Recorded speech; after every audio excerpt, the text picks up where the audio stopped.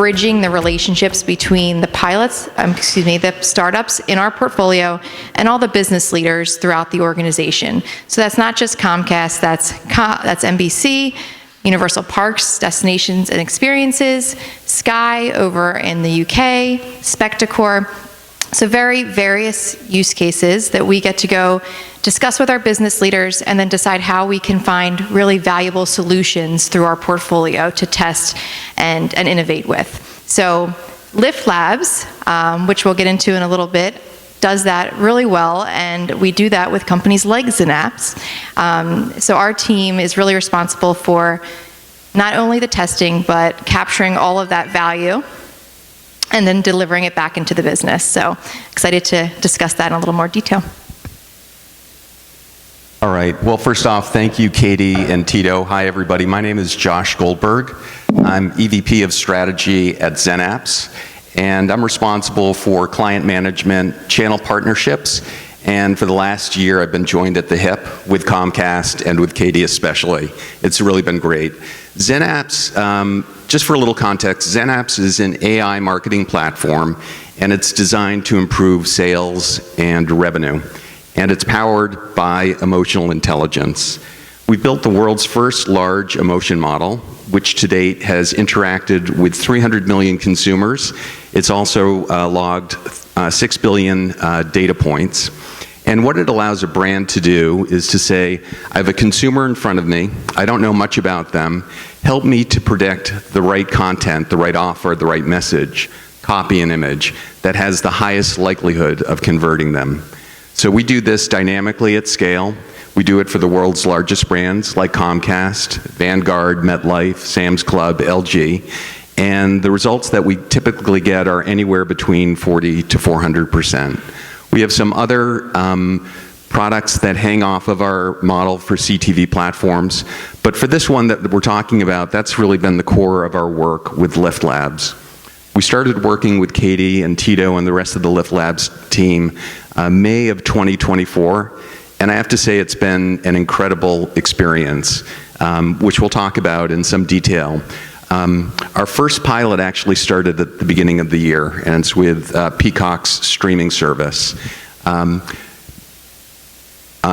results really have been breakout. So with even our first test, we were seeing lift in conversion rates of about 150%. For the past 3 to 4 months, that's been sustained to about 40 or 50%. And this is really about driving new plans and also new subscriptions. Lastly, what I would say, I will talk about this a lot, but I think, our success has been in big part to the product, but it absolutely is in big part to the partnership that we have with Comcast. Thanks, Josh. I think we covered all the topics there in your intro, so thank you. Just to get a sense of who's in the room before we get started, do we have anybody here, just raise your hand, a startup founder or an employee at a startup, just to get a sense? Anybody? Cool. Anybody here who is an investor or who? Cool, awesome. So I asked that question because I was trying to figure out if this is a cool enough crowd for me to wear my brand new Meta Ray-Bans I've gotten. My wife says I should not wear them, that I look uncool, but go for I think this might be the crowd. So I might take some pictures of the crowd. Cutting edge innovation, on the that's what we do here at Comcast Lift Lab. So awesome. So we'll jump right into it. We'll just start at the beginning. For you, Josh. I think I met. I was introduced to Synapse through one of our investor colleagues, and you guys, we connected. We learned more about what you guys were doing. We talked to you about the Comcast Lift Labs Accelerator program. Just talk to me about what went through you guys' decision process to join the program. What was interesting? What appealed? Yeah, I have to say kind of what drew us to Lift Labs and then what actually happened was the same thing, and that never happens. What Lift Labs and Comcast offers for a business like ours, one is it provides incredible access and introductions to decision makers and stakeholders within Comcast, and we get to really speak to them, understand what their business needs are, we get to share our vision, and then together we start to brainstorm out solutions. It's really practical also. The emphasis is really on execution, which was something that was important to us. We were interested in an accelerator that wasn't a ritual, that really had something behind it. And ultimately, it's real. So it's a chance for businesses like ours to prove out that we can deliver value to business units within Comcast. We can do it at scale, and we can do it live and in a production environment. Some other things that were really attractive to us was just the cohort. So one thing that Comcast does really well is it just brings in like a diversity of thinking through all the different businesses that come into the accelerator. And we've made some lasting partnerships or relationships with those businesses, and it's just a great window into AI. And then the last thing I would say, and this is not something that we could have anticipated as we were like going through our decision-making process, but Comcast and Lift Labs really brings, I'd say, like just the level of thinking and resources that they bring to the program is remarkable. So we get access to experts like Katie and Tito who understand AI, totally understand Comcast. It's just like a really buttoned up experience. We got a lot of value out of it. Awesome. I'll follow up, Katie, just if you can chat a bit more about just how Lift Labs program has evolved over time. And I'm relatively new with the company, but you've been here for a while, so you kind of seen some of the evolution. Just chat a bit more about that. Sure. So when Lift Labs was first started, we were really focused on very early stage companies, pre-seed, seed companies, and our goal was mainly to champion those companies, maybe be a mentor, test those solutions. But now we have really evolved a bit to enterprise-ready solutions. So the companies that we're bringing into the portfolio have already tried and tested their solutions with other Fortune 100, Fortune 500 companies. That's not necessarily a need to come into our program, but they have proven value elsewhere. And the main factor to be a company that comes through our program is that a business leader within Comcast has a use case to test. So our team is in a really amazing position within the company where we sit kind of in the core of innovation. So we are contacting all of our leaders and being contacted by them to go and source for solutions to help accelerate their roadmap and maybe fill gaps in where they're currently building, or they need partnership to resolve areas for growth. So in our portfolio, we help to resolve those. And during the accelerator, we make those matches and we help to scope out the pilot or POC. So our team takes those 6 weeks that we spend together very closely to launch the relationship. And then our goal is really to have that long-term partnership and prove value through pilots. Now, at the end of the cohort, that is certainly not the end of our relationship. As Josh was just explaining, we are definitely then building on that momentum and making sure that we are kind of pushing out the value to other business leaders that could find use cases to explore that same technology. Yeah, that's a great overview. And then last little bit of context session before we jump into some of the meat of the dialogues. Just, Josh, if you don't mind, you gave us a little overview of XenApps and just how it works. And I think what's really interesting about you guys is that you're using AI at one of the most promising use cases, which is around hyper-personalization, essentially. So can you just talk a bit about, just get under the hood a little bit, just to give people an idea of how the models you trained or how they work, and just give them a sense of what's actually some of the secret sauce here? Yeah.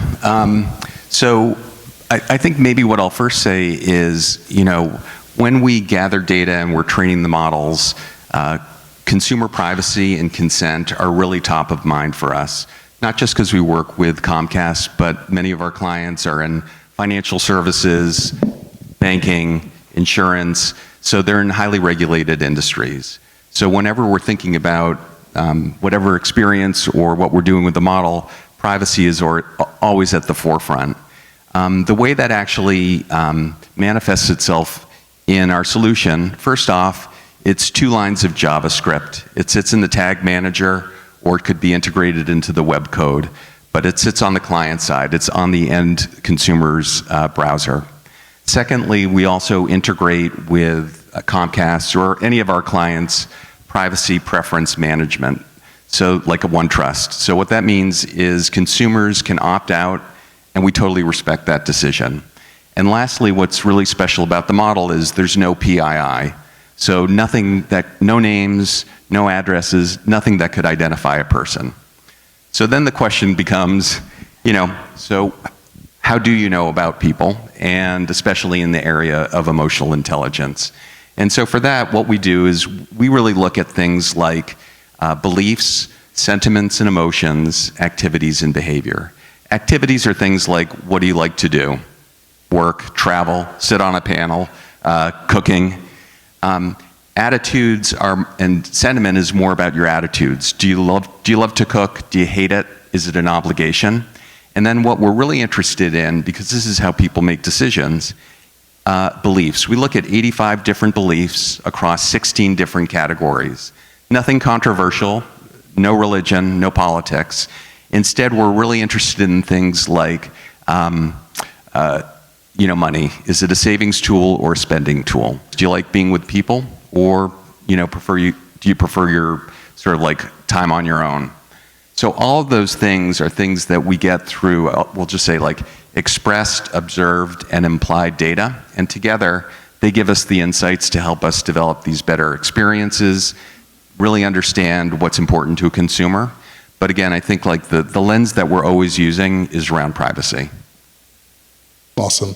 And I think, people can see that's like a pretty original concept, right? And I think large corporations, are, innovation is something that we are always trying to make sure we're on the cutting edge of, but it is hard when you're a larger corporation. Companies like ZenApps come along, and that there is some portion of trying to get people on board with what feels like a radically new idea. So just talk to a bit about like the approach that you have with companies that maybe have varying levels of their AI maturity curve, right? And kind of how you help approach onboarding, how you approach like doing things off the shelf, or do you allow to cut things custom? Just talk to your approach of kind of hand-holding large corporates through this really original concept. It's a piece of cake. It's so easy. From our experience, because a lot of our team members have actually led marketing and technology teams on the client side, these big organizations. So we're familiar with kind of like the enterprise experience. And I think regardless of where you are in your AI journey, the same questions come up whoever we speak to. It's, when will I see a business return? How quickly can we deploy? What's the lift? And once we've launched, sort of what support is required? So first, in terms of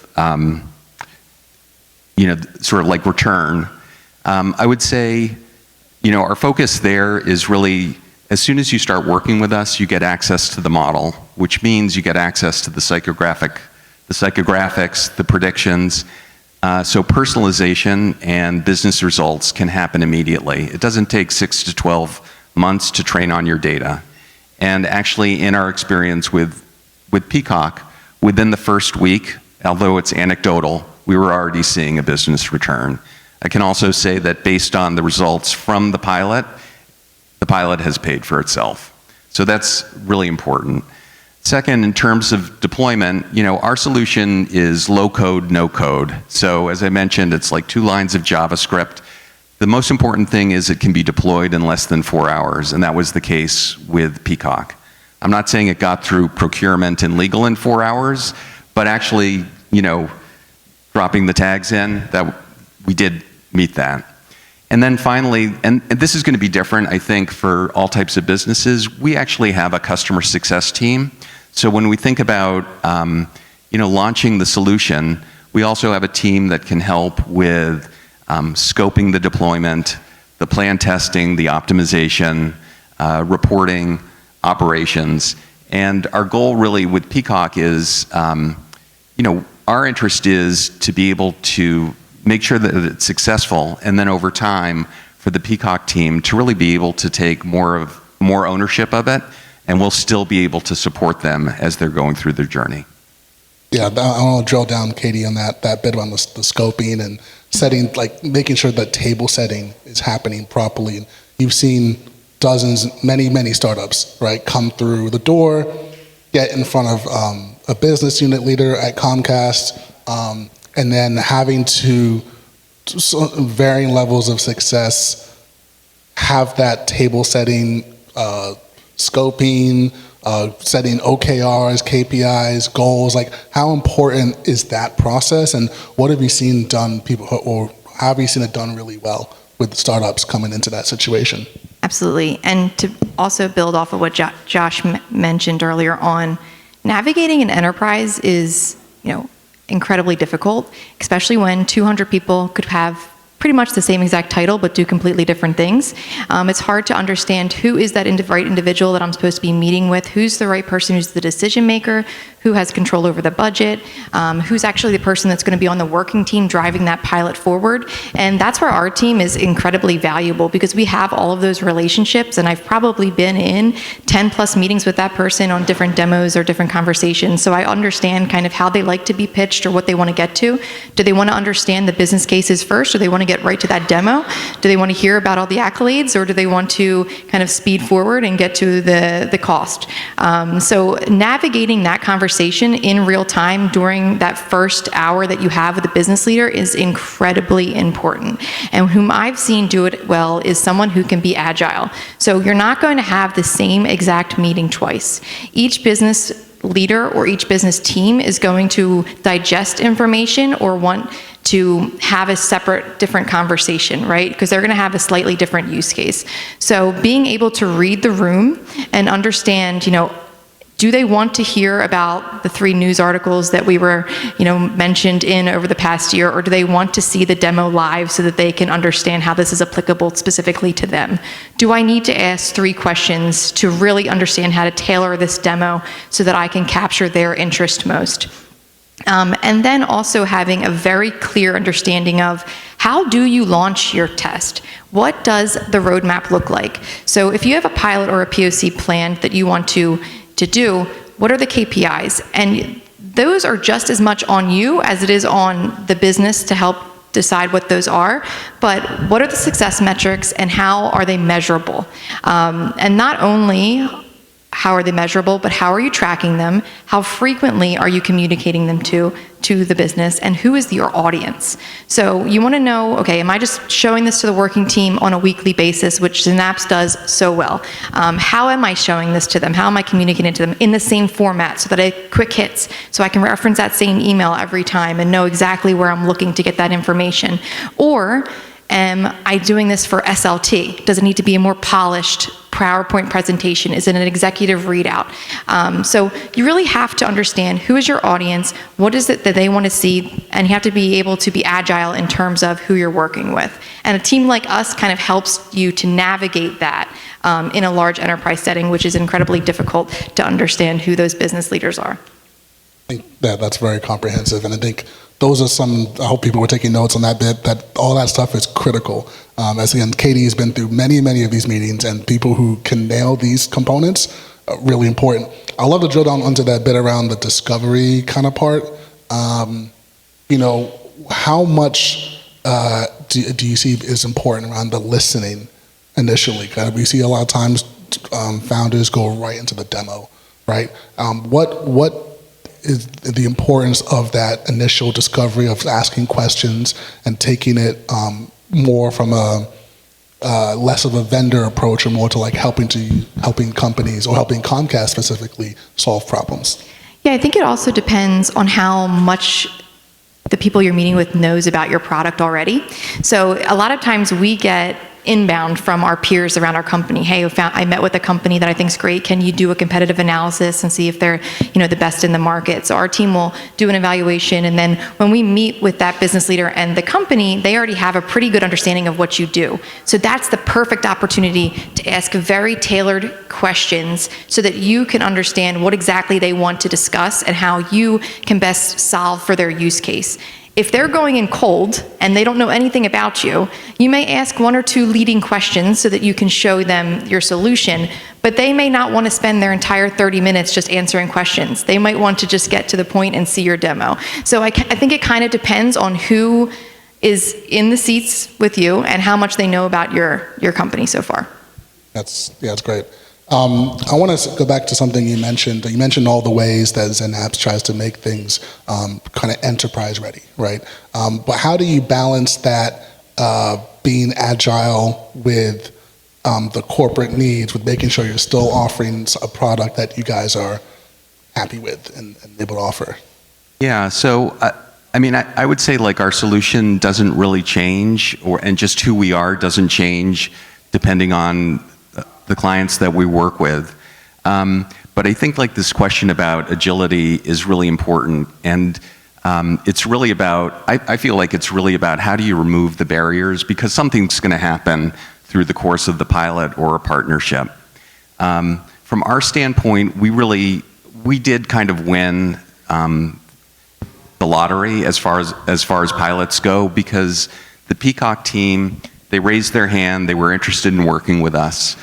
The team is extremely responsive, they're really engaged, and then we also have this shared vision. We're really aligned when we're thinking about AI, about marketing, about consumers, about emotional and rational benefits to the streaming service, and I think that's really important. But one other thing I might say is that, you know, agility or being agile, it's not magic. It really kind of requires a lot of hard, boring work. And some of the things that we do, which I think Katie mentioned, were, you know, even before we had signed a piece of paper with Peacock, we had put together a business case, an ROI impact model. And there we were, you know, we just took our best guess at what do we think we could deliver, what's the break even, what type of return could we get? And actually that was much more powerful than speaking about one specific feature or element of the model. And you can actually align a lot of people around sort of like the vision, what could we turn this business into? I'd also say that with, you know, as far as agility, there's kind of like, and partnership, there's like focusing on the pilot and then also focusing on the relationship. So we want to make sure that we're really kind of, as Katie said, like we have our weekly meetings, we're very consistent, we deliver, you know, as we promise. And then we use all the other time that we can to meet with other business units, to meet with the Left Labs team, to really talk about like, what are the next opportunities? How do we extend what we're doing with Peacock? What are other business units that could really take advantage of what we're doing? So. That like the boring, consistent process is critical. And I know boring, by the way. Big fan of boring myself. Something you mentioned that I would love to get both of your comments on around that, being able to talk about the long-term vision while also keeping it tactical and day-to-day. Like how do we prove value now, but how do we talk about and you'd be surprised by how many people don't come into the conversation having thought about the long-term impact of their product on a company like Comcast, and being able to talk about that vision. So, Kate, I'd love to just get both of your viewpoints on this. Like Katie, just obviously, what is the balance of like how do you see how to phrase this question? Who needs to hear what type of conversation, right? Like who is the person you need to talk about the long-term vision to? Who is the person you need to have that conversation about the tactical day-to-day? Let's prove value. Let's get a POC up and running. Just how has that worked? Yeah, so there's two different approaches, right? And they kind of have to happen at the same time. So you're doing the top up and top down and bottom up approach, right? So the working team has to have buy-in. They're going to be the team that are using your tools on the day-to-day. They have to be able to integrate with the current systems. You know, you're not going to be able to go in and take over an enterprise like Comcast and completely kick out Adobe or Microsoft or Google and replace them with your solution. You're going to have to prove that you can integrate or partner or be compatible with those type of solutions. So that is what you prove during your pilot. And then during that time, you have to show and create that value through your KPIs that you're tracking that you're again going to report up. So I think at the same time that you're proving that value, you also need to be highlighting all of the potential and the opportunity to your SLT.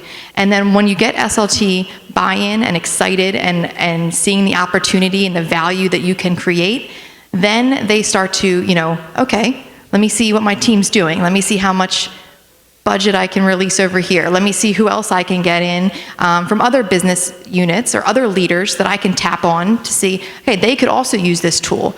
So now you're expanding across the organization. You're getting more buy-in, more eyes on your product. So it's kind of like you're going to have to be working at both sides of the table a bit and maneuvering that and building those relationships from the start. And Josh, I know you've talked about how did you develop that model around how you come up with these numbers? How did you understand that this was how critical this was? When did you guys figure out that this was a needle mover for, closing partnerships and closing deals? Just a bit about how you came up with this methodology.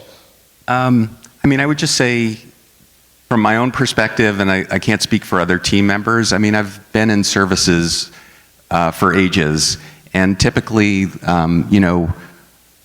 the early days of digital agencies, we just kind of focused on the experience and about being at parity with competitors.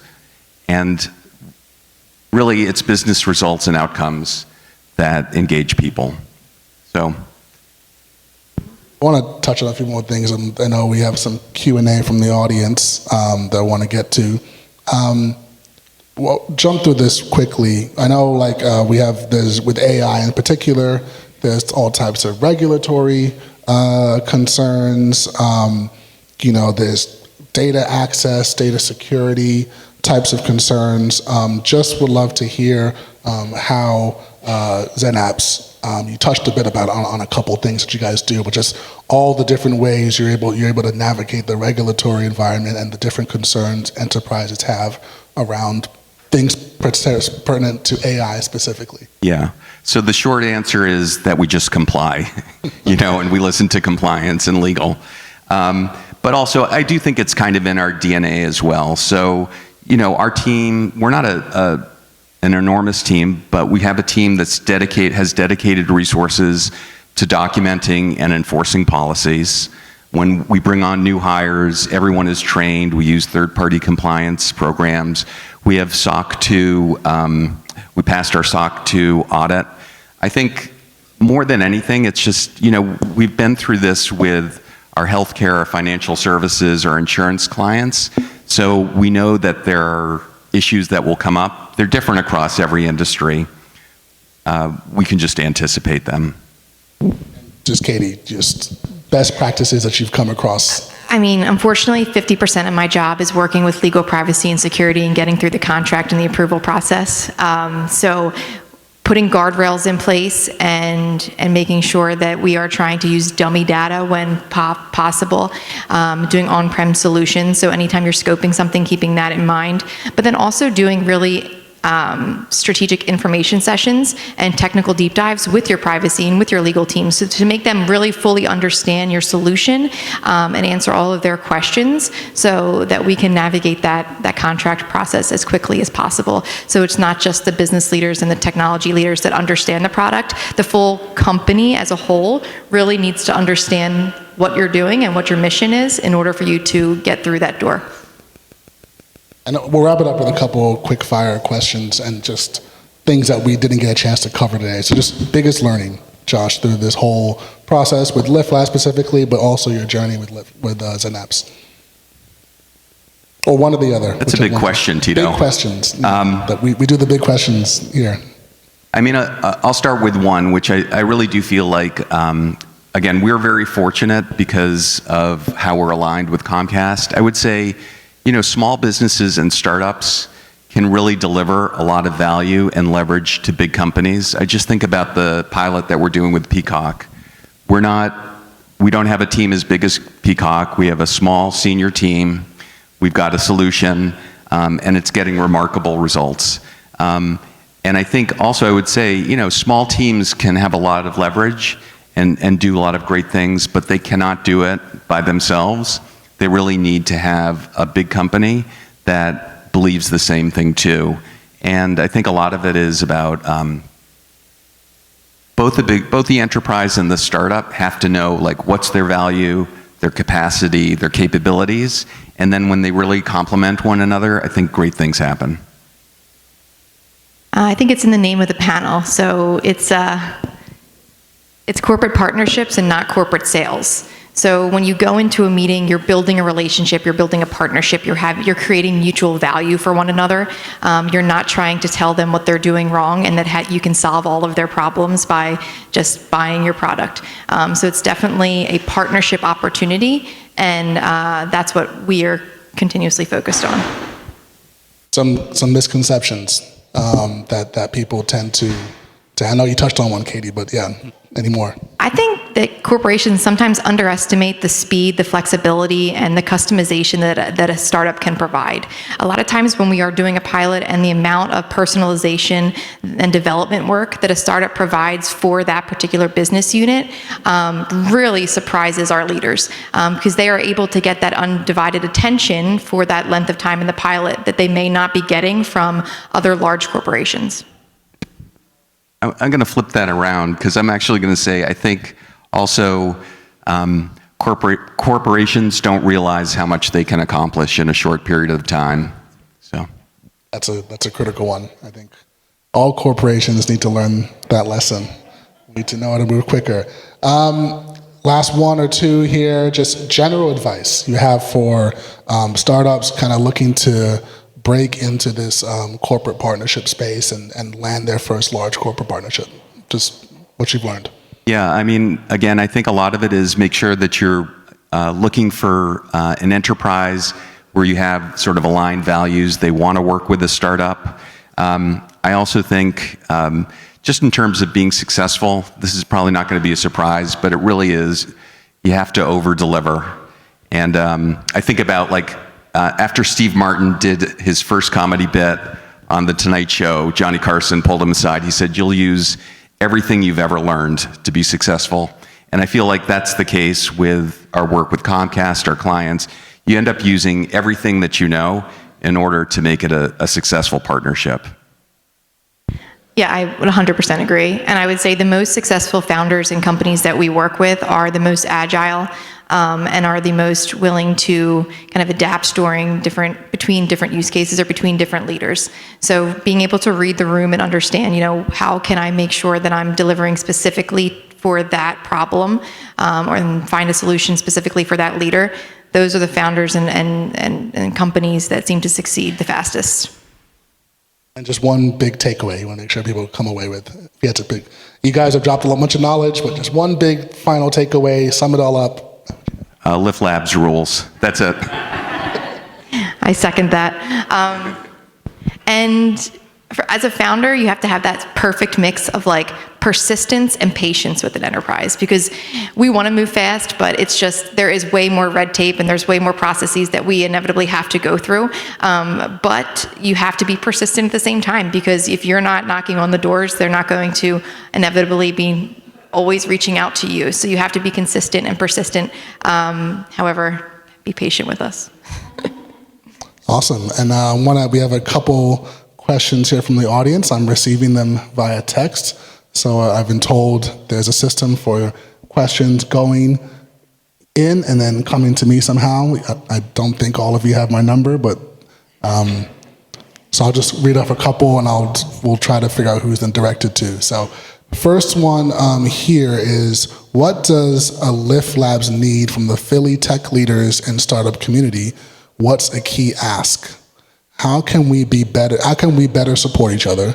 For example, a community of fractional SMEs, subject matter experts that can help founders pre-Lift Labs engagement or things like hackathons, etc. I think that's a you question. You're the head of our partnerships out externally. Yeah, put you on the spot here. I think with what we need from the Philadelphia ecosystem, I think what one big ask, I think, is as someone whose focus is a lot on our pipeline and figuring out who is coming up, I think it's being able to have more visibility into the most interesting startups who are gaining a lot of traction. So, our colleagues, we serve our colleagues internally as well as startup ecosystem, and we're trying to make sure we match interesting startups to internal product roadmaps at a high level, right? And so being able to have insight into the most interesting startups who are tackling areas of interest for Comcast, as you can imagine, Comcast, connectivity, media entertainment, AI, just the kind of things you would imagine we're touching on, having more visibility into those companies who are tackling those sorts of challenges, I think is great.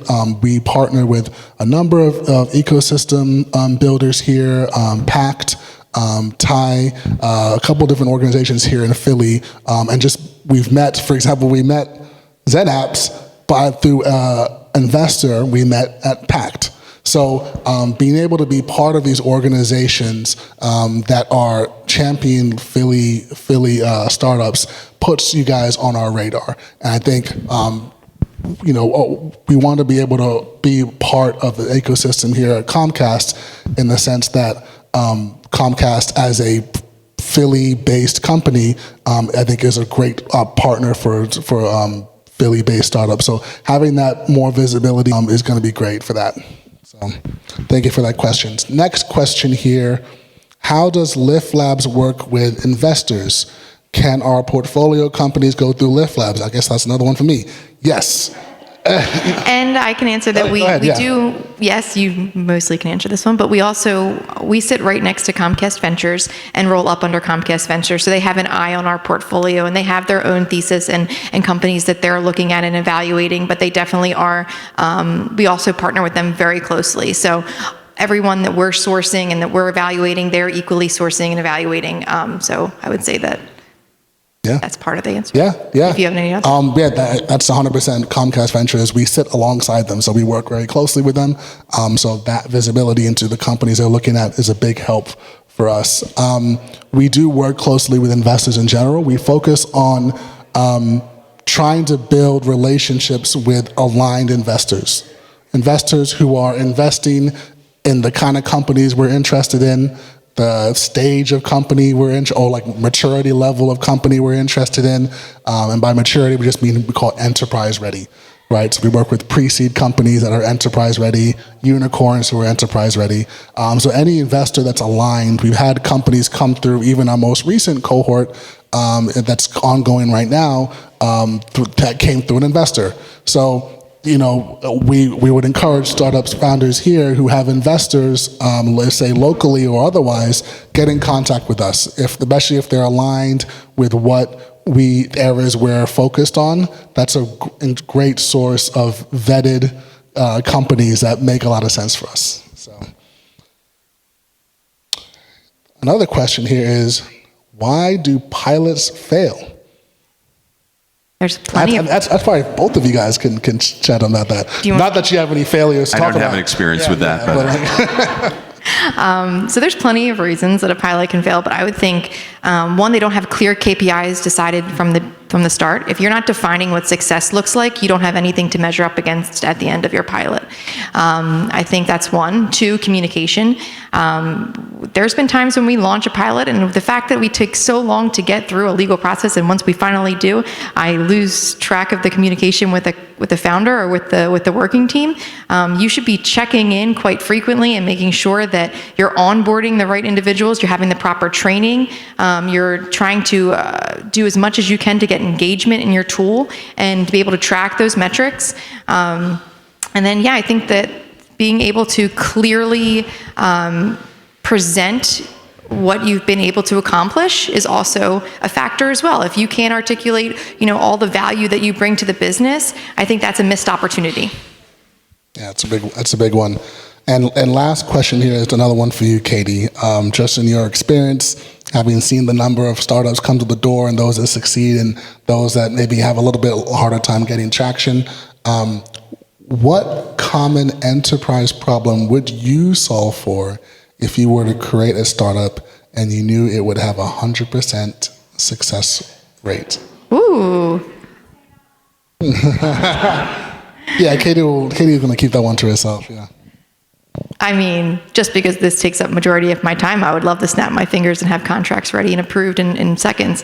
But I think, there are so many AI solutions that we're already working with. So I would love to just continuously see our portfolio shine and to continuously see all the success that's already coming through. Great answer, Katie. Yeah. Perfect. Keep it Thank you. basic. Thank you, both of you. Josh, Katie, appreciate you so guys. much. Hope Thanks, this was everybody. helpful for everybody.